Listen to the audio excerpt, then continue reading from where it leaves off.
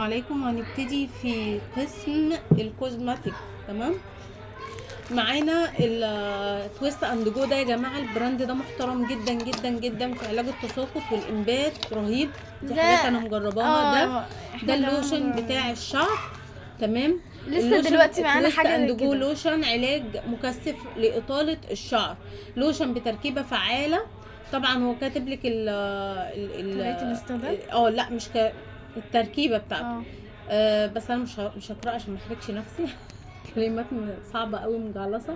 طيب، تركيبه مكثفه لاطاله الشعر، تزيد من مرحله نمو الشعر وتعطي قوه والطاقه للبصيلات لكي تنمو.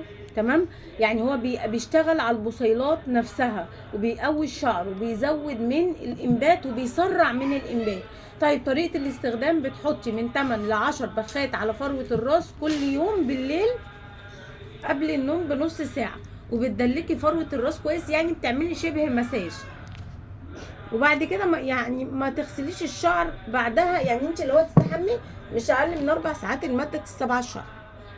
تمام. معانا كمان روت اند اند. برضو البراند ده محترم جدا جدا جدا، من البراندات اللي اثبتت كفاءه في التساقط، في علاج التساقط وعلاج الانبات. حلوه جدا وقويه جدا. انا اسفه عشان عندي برد. تمام. ده بيقول لك بيوضع على الجذور مع التدليك لمده دقيقتين مره واحده كل يوم، ويتساب على الشعر عادي، ما بيتغسلش. تمام. طيب، انا اللي جايبه لها المجموعه دي هي عندها تساقط شديد، يجوز من الحمل، يجوز من الرضاعه، يجوز فيتامينات، او مثلا سوء تغذيه، قله نوم، ارهاق، نفسيه، كل الحاجات دي ما شاء الله. يعني حاولت اجيب لها حاجه تكون كامله متكامله شامله، تنجز معاها وتجيب معاها من الاخر. معانا كمان ده زيت بصل من كيش كينج. استنوا نفتحه من الناحيه التانيه. بصوا يا جماعه، الزيت بيبقى جايلك معاه المشط بتاعه. تمام. طيب اهو، ده الزيت ده برضو حلو قوي. يعني احنا معانا حاجتين بتشتغل على البصيلات. تمام، اللوشن والسبراي، الاثنين بيشتغلوا على البصيلات. دوت ضد التساقط، ده ضد التساقط، وده بيشتغل على الانبات ويقوي البصيله. وده الزيت دوت بقى. طيب الزيت ده بيعمل ايه؟ طبعا بالبصل. الزيت ده بالبصل. طب زيت كيش كينج بيقلل من التساقط وينمي الشعر الجديد، ويقوم بتليين وجفاف فرو، يعني بيرطب الفروه. والترطيب ده بيعمل ايه؟ بيمنع القشره، وبيقوي وبينعش الشعرايه، بيخلي الشعرايه اللي طالعه جديده طالعه صحيه مش ضعيفه. تمام، ويجعل الشعر لامع وخالي من التجاعيد. وطبعا بيشتغل، طبعا ده بقى بيشتغل على البصيلات. الزيت بيشتغل على البصيلات وعلى الشعر كله. بينعم الشعر جدا جدا جدا، لان هو معمول كمان من عشبة الأملة الهندية. وده ما بيلزقش الشعر. حلو جدا جدا جدا يا جماعة. ومعانا كمان الشامبو والبلسم بتوع كيش كينج، صورت لكم منهم المره اللي فاتت والمره دي برضو. عايزه اقول لكم تقريبا اي حد بيقول حاجه بقول له عايز تجيب من الاخر، خد دول.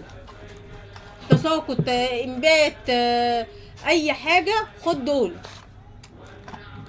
عايزه شعرك يطول بسرعه، دول ما شاء الله اللهم بارك. بتجيبي المجموعه وما شاء الله اللهم بارك، بتجيب معاك النتائج سريعه جدا جدا جدا. معانا كمان الليفه المغربيه دي يا جماعه. دي الليفه الاصليه. معلش يا جماعه انا بصور وعيالي كلهم حواليا، ويعني ربنا يبارك فيهم ويهديهم يا رب. فانا مش لاقيه مكان بصراحه اروح اصور فيه، عادي بقى استحمله. احنا بس عايزين نوريكم المنتجات. الليفه المغربيه دي الليفه الاصليه يا جماعه. ليفه حلوه جدا جدا جدا. كان معايا جردل الصابون الموركانو، بس يعني الزبونه اصرت ان هي تاخده، يعني طبعا عيد بقى وكده والناس شغالين وكده، فالله المستعان. ده انا مش زعلانه يا جماعه، بس عيالي معصبيني، معلش حقكم عليا. المهم الليفه دي حلوه قوي قوي قوي قوي قوي.